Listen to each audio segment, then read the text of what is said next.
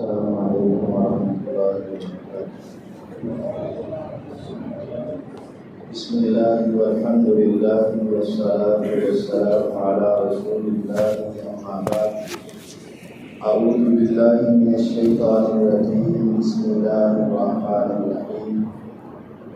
والسابقون الاولون من المہاجرین والانصار والذین اتبعوهم بإحسان رضی اللہ عنہم ورضوا عنہ وأعد لهم جنات تجری تحتها الأنهار خالدین فیہا ابدا ذلک الفوز العظیم۔ سورۃ التوبہ آیت نمبر 100 میں اللہ تعالیٰ نے ارشاد فرمایا، سبقت لے جانے والے مہاجر اور انصار، یعنی وہ مہاجرین جو آغاز میں مسلمان ہوئے اور وہ انصار جو آغاز میں مسلمان ہوئے، والذین اتبعوہم بإحسان، اور جن لوگوں نے اچھے طریقے سے نیکی کے طریقے میں ان کی پیروی کی، رضی اللہ عنہم، اللہ تعالیٰ ان سب سے راضی ہو چکے۔ 3 قسمیں ہیں: سبقت لے جانے والے مہاجر، یعنی شروع میں مسلمان ہونے والے مہاجر صحابہ، اور سبقت لے جانے والے انصار، شروع میں مسلمان ہونے والے انصار۔ جب مسلمان ہونا بہت مشکل تھا، بڑی تکالیف، تانے، آزمائشیں آتی تھی، ان تمام سے والذین اتبعوہم بإحسان، اور جنہوں نے اچھے طریقے سے ان کی پیروی کی ہے، رضی اللہ عنہم، اللہ تعالیٰ ان سب سے راضی ہو چکے ہیں، ورضوا عنہ، اور وہ سب بھی اپنے اللہ سے راضی ہو چکے۔ اب رضیہ فعل ماضی ہے، اور آپ طلبا اچھے طریقے سے سمجھتے ہیں کہ فعل ماضی کا مطلب ہے یہ کام ہو چکا ہے۔ اللہ تعالیٰ ان تمام صحابہ سے راضی ہو چکے ہیں، اور وہ بھی اپنے اللہ تعالیٰ سے راضی ہو چکے ہیں۔ جو کام ہو چکا ہو اس میں شک شبہ نہیں ہوتا، آئندہ کرنے والے کام میں ہو سکتا ہے ہو یا نہ ہو، لیکن جو ہو چکا ہے اس میں کوئی شک نہیں۔ جیسے ظہر کی نماز ہو چکی، اب اس میں کوئی شک شبہ نہیں، اگر کوئی نہیں مانے گا تو جھوٹا ہوگا۔ اسی طرح اللہ تعالیٰ ان سے راضی ہو چکے ہیں۔ اگر اب کوئی کہے کہ اللہ ان سے راضی نہیں تو وہ اللہ کے قرآن کا انکار کرتا ہے، اور اگر کوئی کہے کہ میں ان سے راضی نہیں تو وہ اللہ کی رضا کا انکار کرتا ہے، اور اس کی ٹکر اللہ کے ساتھ ہے۔ اللہ تعالیٰ کہہ رہے ہیں میں ان سب سے راضی ہو چکا، ماضی، اللہ تعالیٰ راضی ہو چکے ہیں، ورضوا عنہ، اور وہ بھی اللہ سے راضی ہو چکے ہیں۔ اے رب، جب تم ان سے راضی ہو گئے ہو تو اب اس کا فائدہ کیا ہوا ان کو؟ فرمایا وَأَعَدَّ لَهُمْ جَنَّاتٍ، اللہ نے ان کے لیے جنتیں تیار کر دی ہوئی ہیں۔ اعد بھی فعل ماضی ہے، ماضی کا مطلب کام ہو چکا۔ اللہ نے ان کے لیے جنتیں تیار کر دی ہوئی ہیں، ہوگی نہیں، کر دی ہوئی ہیں، ہو چکی ہیں، اب ان میں شک نہیں۔ جنتیں کیسی؟ تجری تحتها الانہار، ان کے نیچے نہریں جاری ہیں۔ کتنی دیر کے لیے وہاں رہیں گے؟ خالدین فیہا، ان جنتوں میں ہمیشہ رہیں گے۔ یا رب، ہمیشہ کا لفظ بسا اوقات لمبی مدت کے لیے بھی آ جاتا ہے، کیا یہاں بھی یہ مراد ہے؟ فرمایا نہیں، آبادا ہمیشہ کا معنی ہمیشہ ہمیشہ، ذالک الفوز العظیم، یہ بہت بڑی کامیابی ہے۔ اللہ تعالیٰ نے ان صحابہ کے لیے اپنی رضا کا اعلان کیا اور ان صحابہ کے لیے جنتیں تیار کی، اور وہ ان جنتوں میں ہمیشہ رہیں گے، اور اللہ نے ان کو بہت بڑی کامیابی والا قرار دے دیا۔ یہ چار باتیں اگر انسان کو سمجھ آ جائے کہ اللہ تعالیٰ نے ان کو یہ چار مقام دے دیے ہوئے اور وہ کامیاب ہو چکے ہوئے، اور پھر اس کے اوپر اعتراض کرنا، اشکال پیش کرنا، گویا کہ یہ قرآن کے انکار کے مترادف۔ اور اللہ تعالیٰ نے یہ آیت پتہ ہے کون سی رکھی ہے؟ آیت نمبر کیا ہے؟ 100۔ بتانا یہ بھی مقصود ہو سکتا ہے کہ تمہیں مفہوم سمجھ آ گیا ہے، اور یہ بات بھی سمجھ لو کہ یہ 100/100 ہیں، ان کے اندر کوئی کمی کوتاہیاں نہیں ہیں۔ اللہ نے ان کو رضی اللہ عنہ کا سرٹیفکیٹ عطا کر دیا ہوا، اللہ ان سے راضی ہو چکا ہوا ہے، اللہ نے ان کے لیے جنتیں تیار کر دی ہوئی ہیں، اور وہ ان جنتوں میں ہمیشہ رہیں گے، کبھی نکالے نہیں جائیں گے، اور یہ بہت بڑی کامیابی ان کا مقدر بن چکی ہے، یہ ناکام نہیں ہونے والا۔ قرآن مجید کی دوسری آیت سورۃ الحدید اور پہلے رکوع کی آخری آیت، لا یستوی منکم من انفق من قبل الفتح وقاتل اولئک اعظم درجہ من الذین انفقوا من بعد وقاتلوا۔ جو لوگ فتح سے پہلے، یہاں فتح سے زیادہ صحیح مراد یہ ہے صلح حدیبیہ، جو صلح حدیبیہ سے پہلے مسلمان ہوئے اور جو اس کے بعد مسلمان ہوئے، جنہوں نے پہلے قتال کیا اور اللہ کے راستے میں خرچ کیا، اور جنہوں نے بعد میں قتال کیا اور اللہ کے راستے میں خرچ کیا، یہ کبھی برابر نہیں ہو سکتے۔ وہ صحابہ جو شروع اسلام میں اسلام کو قبول کر لیا، اور وہ صحابہ جو بعد میں مسلمان ہوئے، یہ برابر نہیں ہے۔ شروع والوں کا مقام بہت اعلیٰ، لیکن ایک عمل سب کے لیے ہے۔ فرمایا وَكُلًّا وَعَدَ اللَّهُ الْحُسْنَى، اللہ نے سب کے لیے حسنہ کا وعدہ کر رکھا ہے۔ جو پہلے مسلمان ہوئے، پہلے جہاد کیا، پہلے قتال کیا، اور جو بعد میں مسلمان ہوئے، بعد میں جہاد کیا، اللہ کے راستے میں خرچ کیا، اگرچہ آپس میں برابر نہیں، زمین و آسمان کا فرق ہے ان کا، لیکن وَكُلًّا، کل کے لیے، وَعَدَ اللَّهُ الْحُسْنَى، اللہ نے حسنہ کا وعدہ کر لیا ہے۔ یہ بھی فعل ماضی ہے، یعنی اللہ کا وعدہ ان سے پکا ہو چکا ہوا ہے۔ کس چیز کا؟ حسنہ، حسنہ کا۔ اب حسنہ کیا چیز ہے؟ حسنہ یہ جنت کا نام ہے، الحسنہ یہ جنت کا نام ہے۔ للذین احسنوا الحسنى وزیادہ، جنہوں نے اچھے عمل کیے ان کے لیے حسنہ جنت ہے، اور اللہ جنت سے بڑھ کر بھی عطا کریں گے۔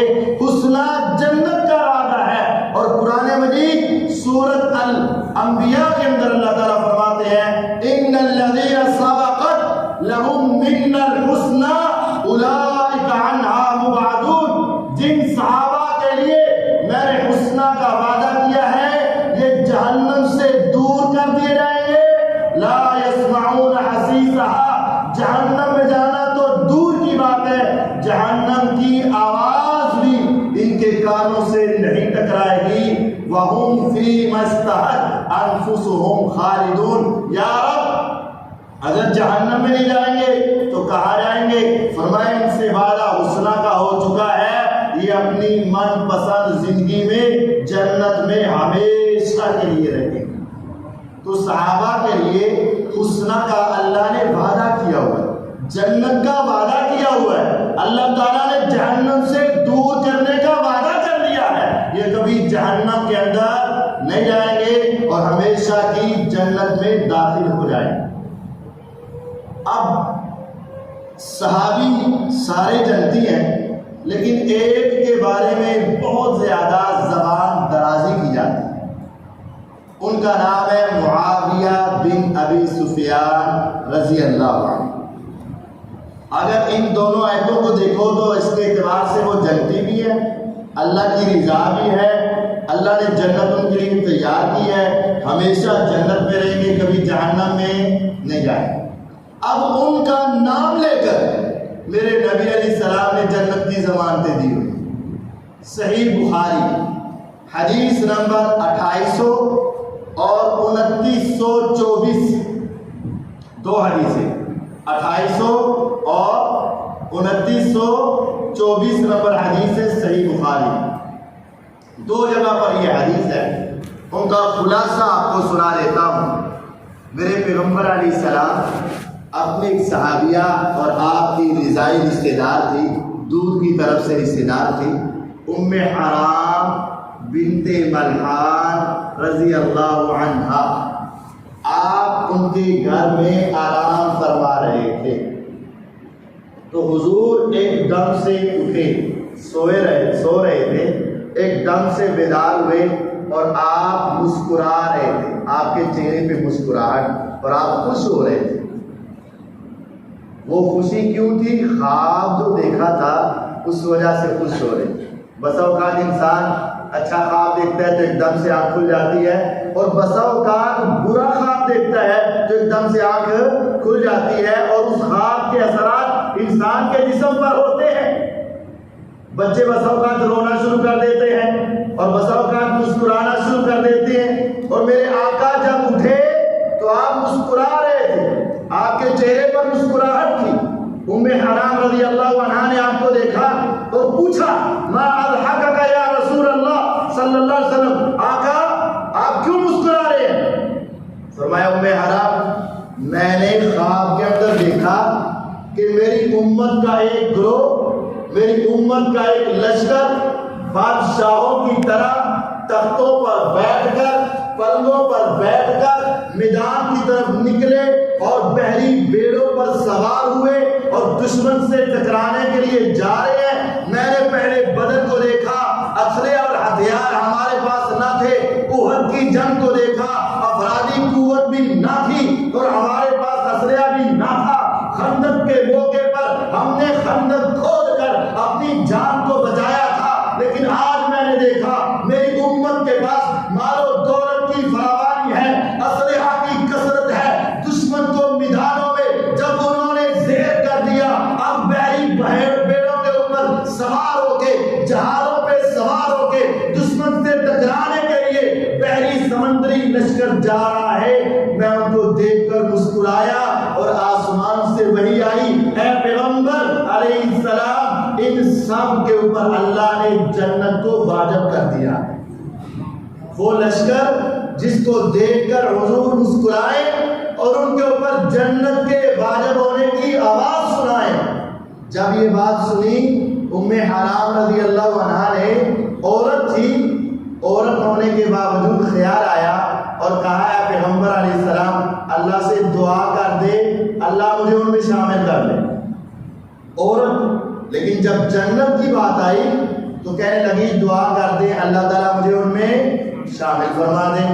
فرمایا ام حرام دعا قبول ہو گئی ہے، اللہ تعالیٰ نے بتا دیا ہے انت منہم، تم میں شامل ہو چکی۔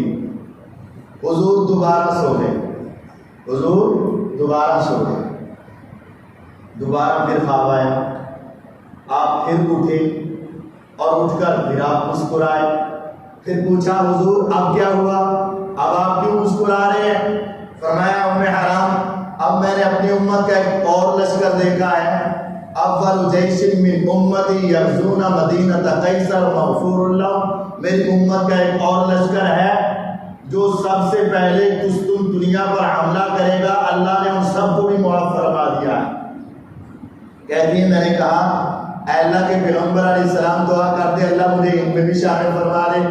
فرمایا ام حرام نہیں، انت من الاولین، تیرا نام پہلے گروپ میں لکھ لیا گیا ہے۔ اب یہ دو واقعات پیش آئے. حضور نے پہلے گروہ کو دیکھا تو جنت واجب جو سمندر میں جہاد کر رہے تھے. دوسرے گروہ کو دیکھا تو ساری زندگی کے گناہ معاف جو روم کے اوپر قسطنطنیہ پر سب سے پہلا حملہ کر رہے تھے. اب ان دو گروپوں سے مراد کون ہے؟ اب یہ دو گروہ کون سے تھے؟ صحیح بخاری 2800 نمبر روایت. اول ما رکب المسلمون البحر مع معاویہ رضی اللہ عنہ. سب سے پہلا لشکر جو سمندری جہاد کے لیے گیا. میرے نبی علیہ السلام نے تو حدیث سنا دی, میرے آقا نے یہ روایت سنا دی, آپ نے یہ خوشخبری سنا دی, آپ اس دنیا سے چلے گئے. ابھی اس خوشخبری کے پورا ہونے کا موقع نہ آیا. ابو بکر رضی اللہ عنہ آئے, اپنی خلافت میں جہاد کے قافلے بھیجے, لیکن ابھی یہ موقع نہ آیا. عمر بن خطاب رضی اللہ کے دور حکومت میں ابھی یہ موقع نہ آیا. ایران فتح ہوا اور دنیا کے کناروں تک مسلمانوں کے فوجی دستے جانے لگے, لیکن یہ موقع نہ آیا.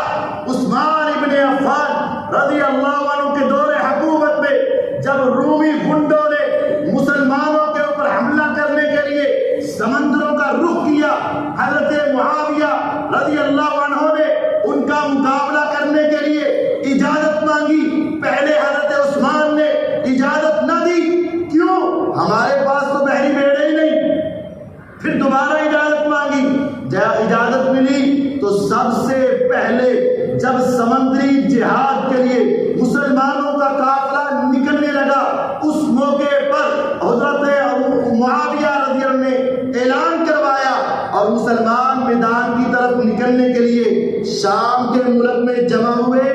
اور حضرت سیدہ ام حرام رضی اللہ عنہا اپنے خاوند کے ساتھ وہاں سے نکلی, مدینے سے نکلی, شام کے اندر پہنچی. عمر بڑھاپے کی ہے اور آ کر کہا میں نے بھی جہاد میں جانا ہے.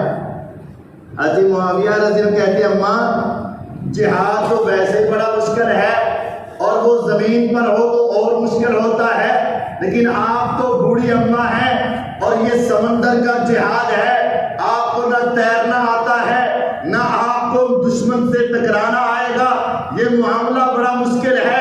آپ کا جذبہ قابل قدر ہے, آپ کا شوق جہاد اپنی جگہ پر ہے, لیکن اماں یہاں تو وہ جائیں گے جو بڑے بہادر ہوں گے, وہ جائیں گے جو بڑے دلیر ہوں گے, وہ جائیں گے جو تیراکی کے بڑے ماہر ہوں گے. ہم نے دشمن سے پہلی مرتبہ سمندری جہاد میں جا کے ٹکرانا ہے. اماں آپ رک جائیے.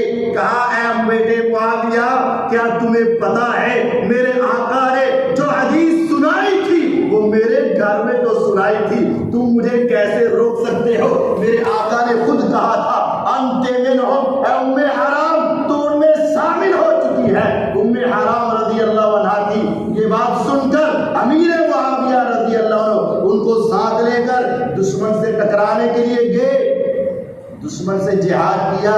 جب جہاد کر کے واپس آئے ام حرام رضی اللہ عنہا اپنی سواری سے اترنے لگی, گر گئی اور گرنے کی وجہ سے گردن کا منکا ٹوٹا اور شہید ہو گئی, فوت ہو گئی. اب یہاں سے دو باتیں سمجھ آئیں. ایک, میرے نبی علیہ السلام جن کو خواب میں دیکھ کر مسکرائے اس لشکر کا سپہ سالار کون ہے؟ امیر معاویہ رضی اللہ عنہ. جن کو جنت کی گارنٹی عطا کرے ان کا سپہ سالار کون ہے؟ امیر معاویہ رضی اللہ عنہ. اور حضور نے کہا تھا ام حرام تم پہلے لشکر میں ہو دوسرے میں نہیں. یہ وحی کے ذریعے بتایا تھا کہ دوسرے لشکر کے موقع پر ام حرام زندہ نہیں ہوگی, اس وجہ سے کہ وہ پہلے لشکر کے فوراً بعد فوت ہو گئے. اب یہ حدیث واضح طور پر امیر معاویہ رضی اللہ کے جنتی ہونے کی گارنٹی ہے. اور یہ حدیث صحیح بخاری میں 2924 اور 2800 نمبر حدیث ہے کہ وہ جنتی ہے, کنفرم جنتی ہے. اور یہاں ایک بات قابل غور ہے, جب اللہ کی طرف سے کسی کو جنتی ہونے کی ضمانت آتی ہے نا تو اس کی ساری زندگی کے اعمال کی گویا کہ گارنٹی ہوتی ہے. دیکھیں میں نے آپ کو دیکھا، میں آپ کی گواہی تو دے سکتا ہوں کہ آپ نیک ہیں، لیکن آپ کے خاتمے کی بات تو میں نہیں بتا سکتا۔ آپ نے مجھے دیکھا، شاید آپ کہہ دیں کہ ہاں توحید والا ہے، لیکن میرے خاتمے کی گواہی تو آپ نہیں دے سکتے نا۔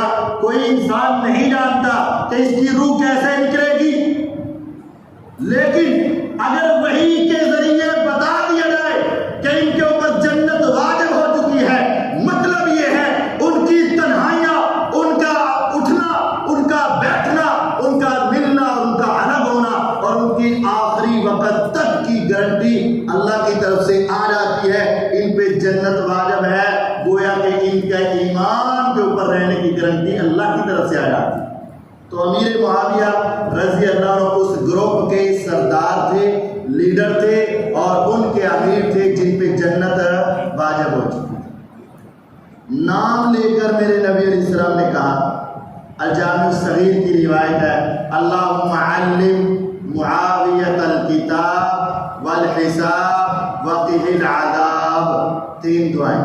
اے اللہ معاویہ کو کتاب لکھنا سکھا دے، یا پھر کتاب سے مراد قرآن ہے، اے اللہ معاویہ کو قرآن کا علم عطا فرما دے۔ والحساب، اے اللہ معاویہ کو حساب سکھا دے، اس کا مطلب علم وراثت، اے اللہ ان کو وراثت کا علم دے دے تاکہ وہ سب حصوں کو جان لے، بیٹے کو کتنا، بیٹی کو کتنا، ماں کو کتنا، بہن کو کتنا، بھائی کو کتنا، یہ سارا حساب کتاب سکھا دے۔ وقہ العذاب، اے اللہ اگر ان سے کوئی گناہ ہو جائے تو میں پیغمبر دعا کرتا ہوں معاویہ کو عذاب سے بچا لے۔ تو جن کے لیے پیغمبر علیہ السلام یہ دعا کرتے رہے تو کیا یہ دعا قبول ہوئی کہ نہیں ہوئی؟ ہمارا تو ایمان ہے کہ یہ دعا قبول ہو گئی اور اللہ نے ان کو عذابوں سے بچا لیا اور اپنی جنتوں میں داخل فرما دیا۔ تیسری حدیث، کل نسب و سحر تنقطع الا نسبی و سحری۔ روز قیامت سارے نسب ختم، ساری رشتہ داریاں ختم۔ قرآن بھی کہتا ہے نا، یوم یفر المرء من اخیہ وامہ وابیہ وصاحبتہ وبنیہ لکل امرئ منہم یومئذ شأن یغنیہ۔ اس دن والدین اپنی اولاد سے اور اولاد اپنے والدین سے، بھائی اپنے بہن سے اور بہن اپنے بھائی سے، سارے ایک دوسرے سے چہرہ چھپا کر دائیں بائیں دوڑ رہے ہوں گے، کوئی کسی کے کام نہیں آئے گا۔ لِكُلِّ امْرِئٍ مِّنْهُمْ يَوْمَئِذٍ شَأْنٌ يُغْنِيهِ، ہر ایک کی ایسی حالت ہوگی کہ اس کو کسی اور کی پرواہ نہیں ہوگی۔ كُلُّ نَسَبٍ وَسِحْرٍ تَنقَطِعُ، میرے آقا بھی فرماتے ہیں سارے نسب اور سارے سسرالی رشتے ختم ہو جائیں گے، الا نسبی و سحری۔ ہاں جب میدان محشر لگے گا ساری دنیا آئے گی، سارے نسب ختم، سارے سسرالی رشتے ختم، الا نسبی و سحری۔ ہاں میں محمد صلی اللہ علیہ وسلم کا نسب بھی باقی رہے گا اور میرے سسرالی رشتے بھی باقی رہیں گے۔ ان میں جو مسلمان ہوں گے وہ سارے میرے پاس آ جائیں گے اور ان کا یہ رشتہ ان کو میرے قریب کر دے گا۔ کلو نسب وسحر تنقطع، سارے نسب ختم، سارے سسرالی رشتے ختم، سوائے میرے نسب کے اور میرے سسرالی رشتے۔ اب حضور کا سسرالی رشتہ کیا ہے؟ آپ کی بیویوں میں ایک بیوی جن کا نام سیدہ رملہ کنیت ام حبیبہ بنت ابی سفیان رضی اللہ عنہا ہے۔ نام کیا ہے؟ رملہ، اور کنیت کیا ہے؟ ام حبیبہ رضی اللہ عنہا۔ اب وہ حضور کی بیوی ہیں تو حضور کے سسرالی رشتے بھی آئیں گے، بیوی آپ کے ساتھ ملے گی، وہاں کھڑی ہوگی، اور پھر بیوی کا باپ ابو سفیان رضی اللہ عنہ، بیوی کا بھائی معاویہ بن ابی سفیان رضی اللہ عنہ، وہ وہاں کھڑے ہوں گے۔ اب غور کیجئے گا، جہاں پیغمبر علیہ السلام کے سسر موجود ہو، جہاں پیغمبر کے برادر ان لا موجود ہو، جہاں پیغمبر کی زوجہ محترمہ موجود ہو، مومنوں کی، مسلمانوں کی ماں موجود ہو، جو ان کو گالیاں دیتا ہو، جو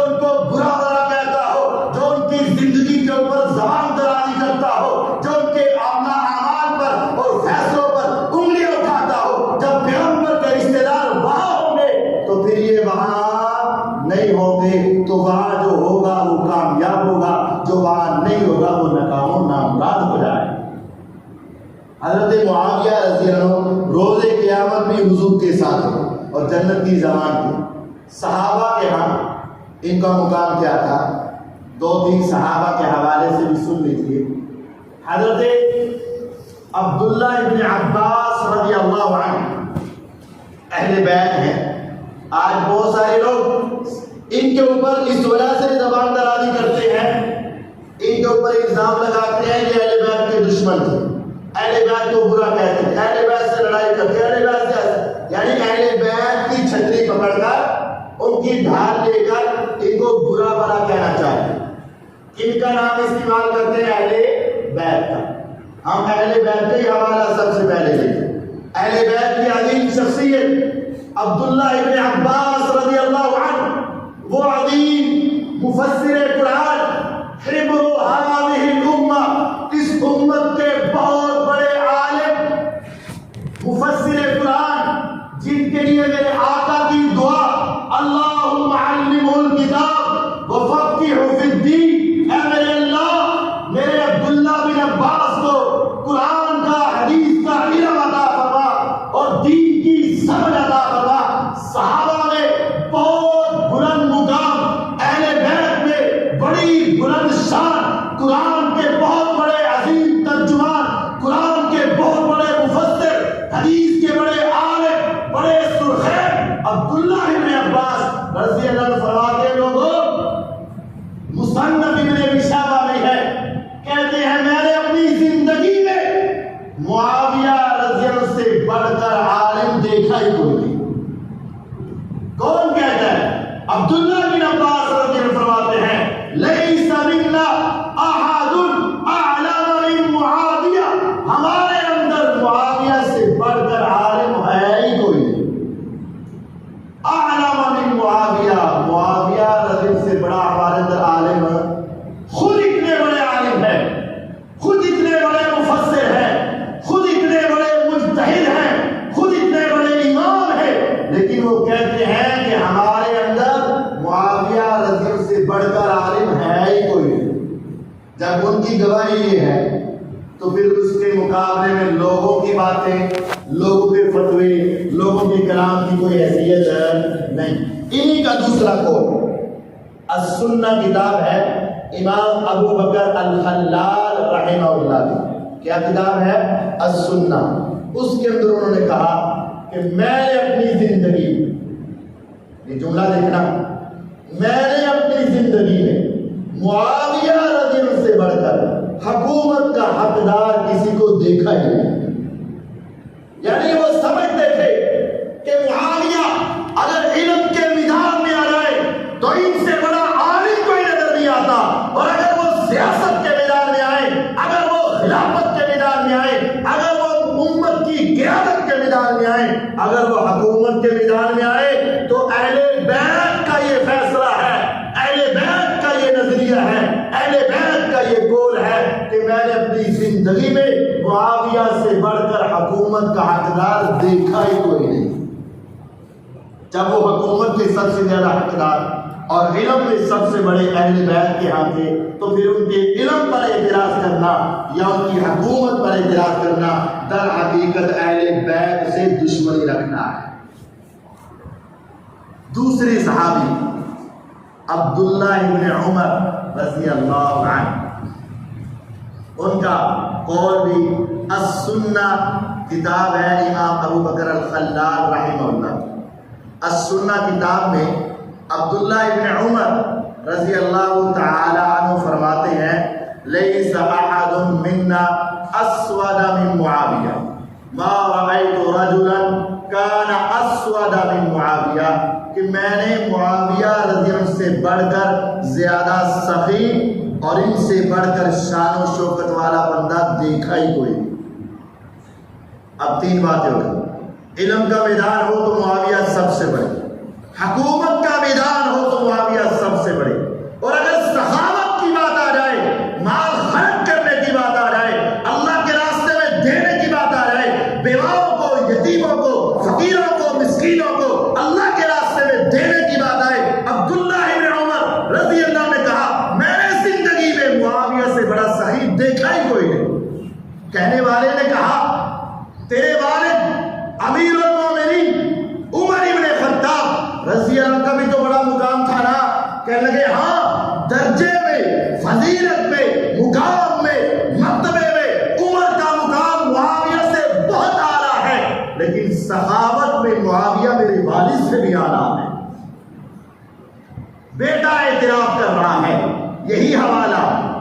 سننا امام ابو بکر الخلال کی. عبداللہ ابن عمر رضی اللہ عنہ فرماتے ہیں میری زندگی میں معاویہ سے بڑا سخی کوئی نہیں. کہنے والے نے کہا تیرے باپ عمر رضی اللہ عنہ. فرمایا عمر کا مقام معاویہ سے بہت بلند ہے لیکن سخاوت معاویہ کی میرے والد سے بھی زیادہ ہے. جو اتنا بڑا سخی ہو تو کیا کسی کے پیسے کھائے گا, کسی کا مال چرائے گا, کسی کے مال پہ ڈاکے ڈالے گا, کسی کا مال چھینے گا؟ نہیں چھین سکتا. یہ دنیا نے جھوٹی کہانیاں بنائی ہوئی ہیں کہ معاویہ لوگوں کا مال کھاتے تھے. وہ تو دنیا میں سب سے بڑے سخی تھے. ان سے بڑا سخی عبداللہ ابن عمر نے زندگی میں دیکھا ہی ہوئی. تیسرا حوالہ, تیسرے صحابی, اور یہ وہ صحابی ہیں کہ جن کو پیغمبر علیہ السلام نے وہ اعزاز دیا کہ صحابہ میں سے کسی کو ساری دنیا کہتی ہے کہ اے حضور میرے ماں باپ آپ پہ قربان, لیکن احد کا میدان تھا, حضور اپنے صحابہ کے درمیان تھے, دشمن سامنے تھے. سعد بن ابی وقاص رضی اللہ عنہ کے پاس ایک ترکش تھا, اس میں تیر تھے. سعد تیر نکالتے اپنی کمان پہ رکھتے, ایسے لگاتے نشانہ کہ دشمن جہنم کے اندر پہنچ جاتا, نشانہ پتہ نہ جاتا. سعد نکالتے تو پھینکتے دشمن جہنم میں, نکالتے تو پھینکتے دشمن جہنم میں, نکالتے تو پھینکتے دشمن جہنم میں. میرے آقا دیکھ رہے تھے یہ معاملہ. سعد تیری کیا بہادری ہے, اے سعد تیرا کیا نشانہ ہے, اے سعد تیری کیا ٹریننگ ہے. سعد پھینک رہے تیر, جا رہے دشمن جہنم میں. ایک وقت آیا کہ سعد کے ترکش سے تیر ختم. اب سعد دائیں بائیں دیکھنے لگے. جہانوں کے نبی, نبیوں کے نبی, اماموں کے نبی محمد الرسول اللہ صلی اللہ علیہ وسلم نے اپنے تیروں کو اپنے ہاتھ سے پکڑا, سعد کے ترکش میں رکھا.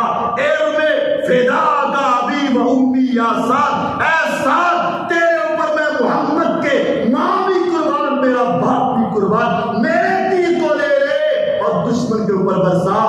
سعد بن ابی وقاص رضی اللہ عنہ ایسی عظیم شخصیت ہے. میرے آقا کہتے تھے سعد تیرے اوپر میری ماں اور میرا باپ بھی قربان. سعد وہ ہستی ہے جو بدر کے مجاہد ہیں, سعد وہ ہستی ہے جو احد کے مجاہد ہیں, سعد وہ ہستی ہے جن کو پیغمبر علیہ السلام نے نام لے کر جنت کی ضمانت دی ہوئی ہے. ایسی عظیم ہستی سے پوچھ لیتے ہیں معاویہ کیسے تھے. سعد بن ابی وقاص رضی اللہ عنہ کا یہ قول تاریخ دمشق میں امام ابن عساکر رحمہ اللہ نے نقل کیا. کہا سعد رضی اللہ عنہ لوگوں کے درمیان بیٹھے اور انہوں نے کہا لوگوں ما رأیت رجلا, میں نے زندگی میں اس دروازے والے سے بڑھ کر عدل کی حکومت کرنے والا, اس دروازے والے سے بڑھ کر انصاف کے فیصلے کرنے والا میں نے زندگی میں کبھی دیکھا ہی نہیں. کون کہہ رہا ہے؟ جنتی صحابی. کون کہہ رہا ہے؟ عشرہ مبشرہ صحابی, ان میں ایک صحابی. کون کہہ رہا ہے؟ بدری صحابی. کون کہہ رہا ہے جن کے اوپر میرے آقا اپنے والدین کو قربان کرے, وہ کہہ رہا ہے میں نے اس دروازے والے سے بڑھ کر عدل کے فیصلے کرنے والا کسی کو نہیں دیکھا ہے. لوگوں کی نگاہیں دروازے کی طرف گئی تو اوپر لکھا ہوا تھا ھذا باب معاویہ تھا, یہ دروازہ تو معاویہ کے گھر کا دروازہ ہے رضی اللہ عنہ. یعنی وہ سمجھتے تھے کہ روئے زمین پر انہوں نے جو عدل اور انصاف کی حکومت قائم کی, اس کے بعد ان کو اس طرح کی کوئی حکومت نظر نہیں آئی. اور آخری حوالہ سیدہ عائشہ رضی اللہ تعالی عنہا. سیدہ عائشہ رضی اللہ عنہا کی زندگی طاہرہ, طیبہ, مطہرہ اور ان کے تذکرے اللہ تعالیٰ نے قرآن کے اندر, اور وہ مومنوں کی ماں ہے اور جنتی ہے, اور ان کو بھی جنت کی ضمانت دنیا میں دی, کیونکہ حضور کو کہا گیا تھا یہ آپ کی بیوی ہے دنیا میں بھی اور آخرت میں بھی. حضور علیہ السلام کو بتایا گیا تھا یہ دنیا میں بھی بھی آپ کی بیوی ہیں اور گویا کہ جنت کی کیا ہو گئی ضمانت۔ جب انہوں نے اپنی نگاہوں سے معاویہ رضی کی خلافت حکومت عدالت کو دیکھا تو کیا کہا؟ جب آپ نا کسی ایک بڑے عالم محدث مجتہد کو دیکھیں اور آپ کو ان کی زندگی پہ رشک آ جائے تو بسا اوقات انسان ان کے ان نیک اعمال کو دیکھ کے کہتا ہے کاش میری زندگی بھی ان کو لگ جائے اور یہ دین کا کام اور کرتے رہے۔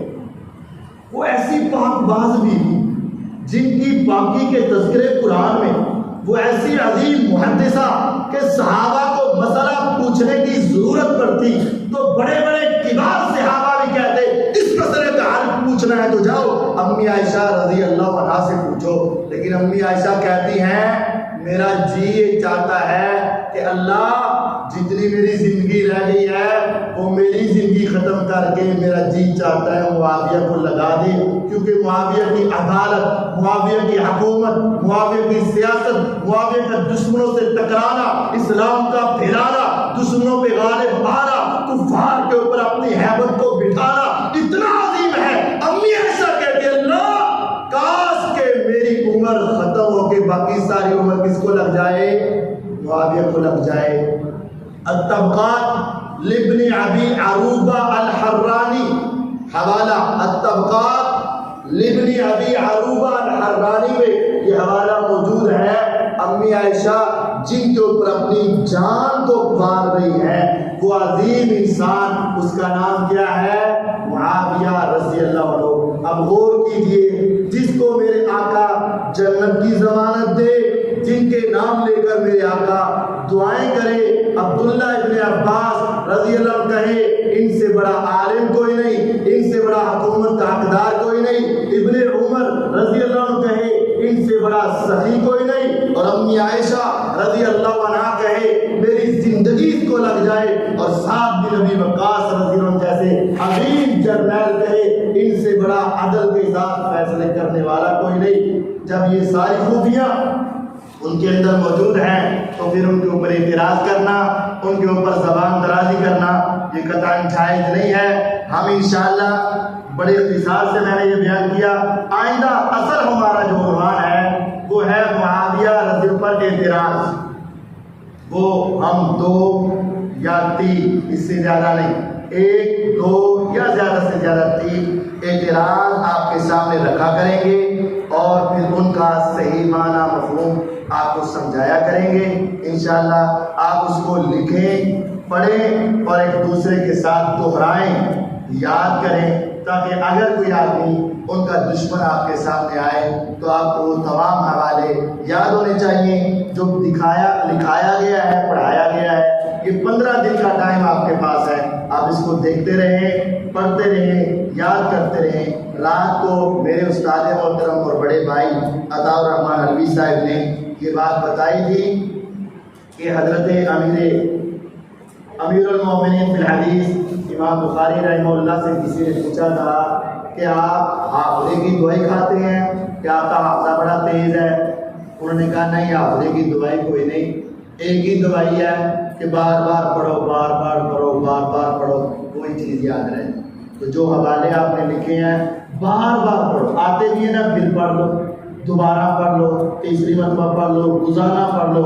اگر آپ ان کو بار بار ورقگردانی کریں گے ایک وقت آئے گا کہ آپ سوئے اٹھے بھی اس طرح سنائیں گے کہ دنیا پہ بھی بڑا حافظہ ہے، لیکن وہ حافظہ پڑھا نہیں، ورق گردانی ہوگی۔ اللہ تعالیٰ مجھے اور آپ کو اس طرح ان کے اوپر محنت کرنے اور یاد کرنے کی توفیق عطا فرمائے۔ وآخر دعوانا